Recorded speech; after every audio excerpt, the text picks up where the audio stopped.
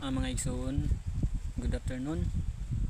Mga igsoon, ang Dios nahigugma kanato bisan sa mga panahon nga mobiya kita sa Dios, paninumdumi na palangga kita sa Ginoo. May panahon nga maulaw ta musulti sa pulong sa Ginoo, maulaw ta nga musulti sa atong mga higala. Igsoon, sultian ta ka na atong kinabuhi sa kalibutan, lumalabay lamang. Mintas may gayon pa igsoon, atong isulti ang gugma sa Dios ug ato kini aplikar. Dili kita magmain kung unsa ang atong sala nga nabuhat. Ang ato nga gikinabuhi nato ang pulong sa Dios, no? Kay tungod sa grasya, tungod sa pulong sa Dios, kita mga igsoon nakabaton og kinabuhi tungod sa iyang kaluoy, tungod sa iyang grasya. Daghanay mga pagsulay nga miabot sa atong kinabuhi, pero hantud karon igsoon, pasalamatan gyapon nimo ang Ginoo tungod kay buhi pa ka ug naginawa, gitagaan pa ka sa Ginoo ug kahigayunan nga moalagad niya.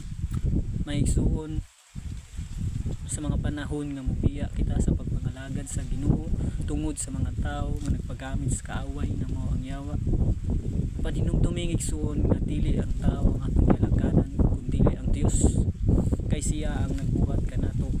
Usa aduna kitay katungod nga mga mahimong ang mga anak sa Dios tungod kay kita iya naman gipakamatyan dito sa cross sa Kalbaryo. Makita nato kung unsa kadako ang gugma sa Dios tungod kay giampingan ka igsoon, luyo sa mga katalagman, luyo sa mga pagsulay, luyo sa mga kasakit nga imong giantos karon, ug nilabay na mga katuigan ang Dios matinud-anon sa imong kinabuhi. Kanatong tanan, kung dili pa tungod sa gugma, grasya sa Dios, wala na ta maigsoon. Siguro wala na ang kalibutan, hanaw na ang tanan. Apan kay ang Dios gugma man, iyang ipakita ang iyang gugma nga dili masukod, lalong pa sa kinahiladman sa dagat ug taas pa sa kahabugang langit. Usa igsuon sultian tika karon nga ang Dios kanunay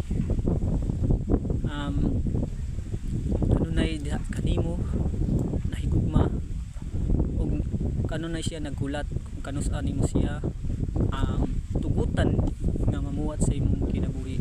Busa ayaw hugni ang imong kaugalingon nga mahimo ka nga mabugnaw sa pagpangalagad. Ayaw tugot nga madaog ka sa imong kinaiya nga tawhanon uludnon.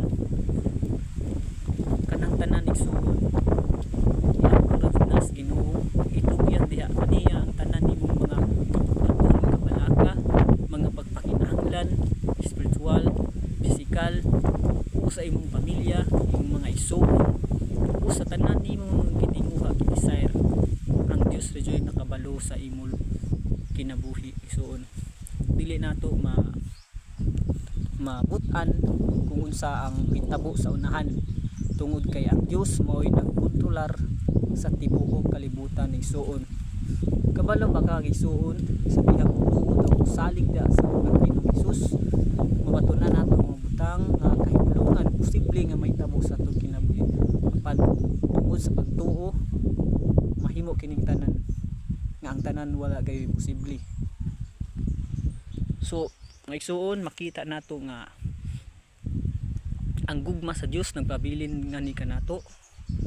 Dili man ta angayan og takos, apan gitagaan kita niya og katungod nga mahimong takos, mahimong angayan sa unsa man nga paagi, tungod kay gidawat man nato si Jesus Christ, no? Mao na nga ang Ginoo misulod sa atong mga kinabuhi. So karon kinahanglan nga igsoon na atong dawaton si Ginoong Hesus na Dios ug Ginoo sa atong kinabuhi manluluwas, kay walay lain makaluwas sa atong kinabuhi kundi si Ginoong Hesus.